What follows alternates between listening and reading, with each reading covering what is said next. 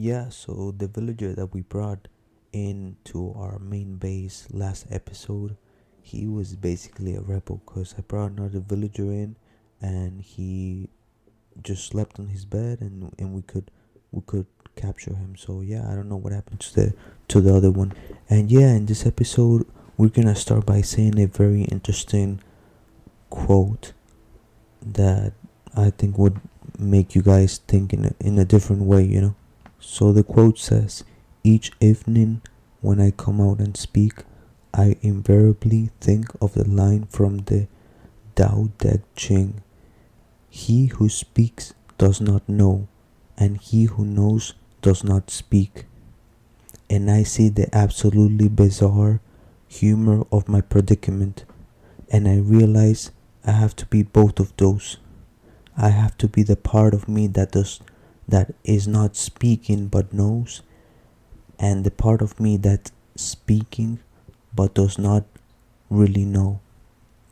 And hopefully they're connected.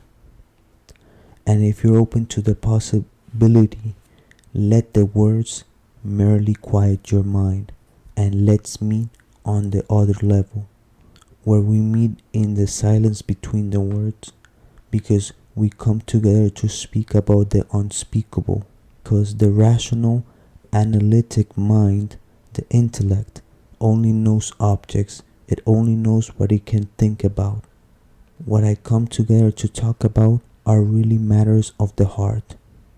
They are no subjectively, not objectively, and they are always hidden from the eyes of the thinking mind. And yet, I'm in the world of business, so that we just have to take the words very lightly. There is a very mystic poet, Jalaluddin Rumi. He said, "I am a sculptor, a molder of form. In every moment I shape an idol, but then in front of you I melt them down. I can roast 100 forms and mix them with spirit, but when I look into your face, I want to throw them into the fire."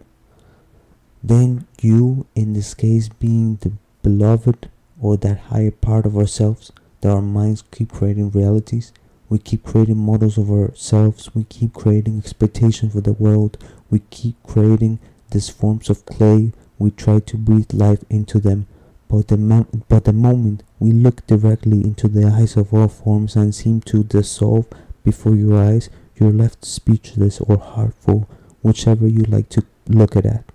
So yeah, this is saying that we should meet behind all words.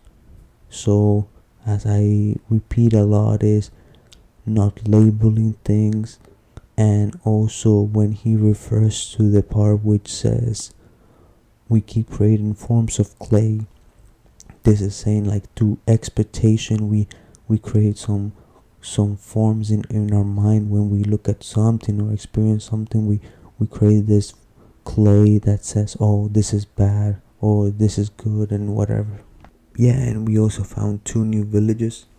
One we named it the Happy Forest, and the other one we called it the Dry Lake, because they had like a lake in the middle.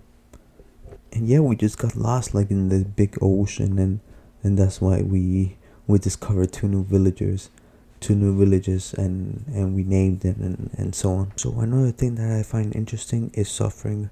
So I didn't just think this before, at least in the way I'm thinking of it right now, but suffering is like key characteristic of life. And yeah, the Buddha said life is suffering, but I mean it maybe in a different way. Because for example, suffering brings you into the present moment. When you get hurt accidentally, you're not thinking about the future and the past, and you get that connection with God because He's always in the present moment. He's always that feeling we get when we are in the present moment. That's the description of God. God talks you to that feeling, and so on. Whenever we can put it, if you're meditating, reading the Bible, whatever, you're in the present moment, and He talks to you to that moment right now. And yes, like I said, when I got hurt accidentally, when I close my eyes, I'm like not thinking about the past or future, and it brings me to the present moment, and I feel God. I don't know what to say, but thank you guys for listening.